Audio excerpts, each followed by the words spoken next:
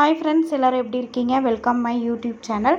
நம்ம சேனலை புதுசாக பார்க்குறவங்க சப்ஸ்கிரைப் பண்ணிக்கோங்க. வாங்க வீடியோஸ்குள்ளே போகலாம். இன்றைக்கி நாம் புதினா சட்னி எப்படி செய்கிறது ஈஸியான முறையில் அப்படிங்கிறத பார்க்கலாம். அதுக்கு முன்னாடி இந்த வீடியோவோட ஸ்பான்சர் பை யாருன்னு பார்த்துடலாங்களா?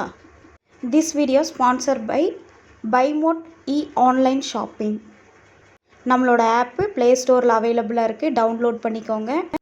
டிஸ்கிரிப்ஷனில் லிங்க் கொடுக்குறேன், டவுன்லோட் பண்ணிக்கோங்க. புதினா சட்னிக்கு தேவையான பொருட்களுங்க இதெல்லாமே. அதோட அளவு பாருங்கள். ஃபஸ்ட்டு புதினா இலை எடுத்து நல்லா வாஷ் பண்ணி வச்சாச்சுங்க. ஒரு பிளேட்டில் கடலப்பருப்பு, உளுந்தம்பருப்பு, பச்சை மிளகா, இஞ்சி, தேவையான அளவு வெங்காயம், ஒரே ஒரு தக்காளி, கொஞ்சம் புளிங்க எல்லாம் எடுத்து வச்சாச்சுங்க.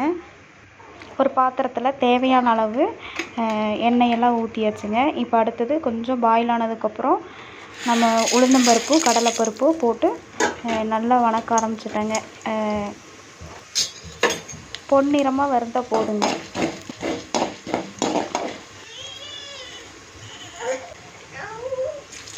நம்ம எடுத்து வச்சுருக்க வெங்காயத்தை போட்டு வணக்கிடலாங்க.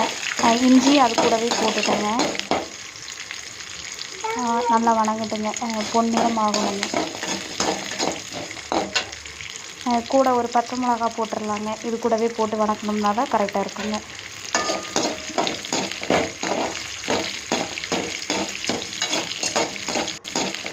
அடுப்பை வந்து மீடியம் ஃப்ளேம்லேயே வச்சு பண்ணணுங்க. இல்லைன்னா இந்த கடலைப்பருப்பு, உளுந்தம்பருப்பு எல்லாமே வந்து கருகிடும். அப்புறம் டேஸ்ட்டு நம்மளுக்கு வராதுங்க. மெயினாக எங்கள் வீட்டு குட்டீஸுங்க எல்லாமே வந்து தோசைக்கு இந்த ப்ரிப்பரேஷன் தாங்க ரொம்ப லைக் பண்ணுவாங்க.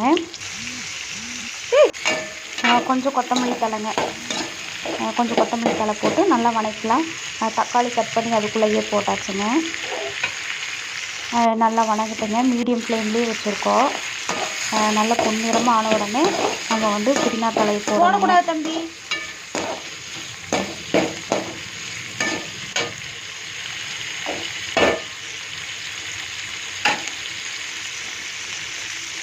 ஓகேங்க, இப்போ எல்லாமே நல்லா வெந்துருச்சு பொன்னிறமாக. இப்போ நம்ம புதினா தலையை இது கூடவே நம்ம ஆட் பண்ணிடலாங்க.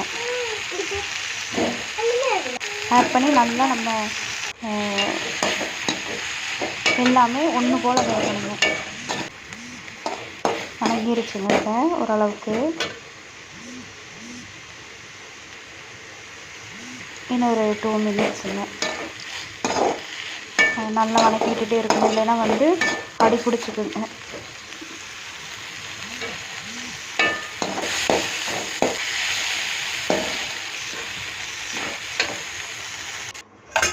ஓகேங்க, இப்போ ஓரளவுக்கு வெந்துருச்சு. அது கூட கொஞ்சம் புளி சேர்த்துட்டேங்க. நம்ம அடுத்தது கொஞ்சம் ஆற விட்டு நம்ம மிக்ஸி ஜாரில் மாற்றிக்கலாங்க.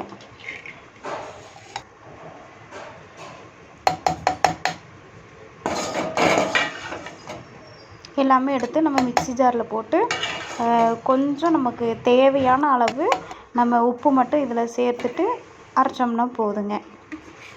நான் ஒரே ஒரு 1/4 டேபிள் ஸ்பூன் மட்டும் தான் உப்பு போட்டிருக்கேன். காரம் கூட கம்மியாக தான் போட்டிருக்கேன், ஏன்னா குழந்தைங்க சாப்பிட்றதுக்காக. இப்போ நம்ம அரைச்சி எடுத்து தாளிச்சிக்கலாங்க. கடுகு, கருவேப்பிலை, ஒரே ஒரு மிளகா போட்டு தாளிச்சாச்சுங்க. தேங்க்யூங்க. தேங்க்ஸ் ஃபார் வாட்சிங் வீடியோ.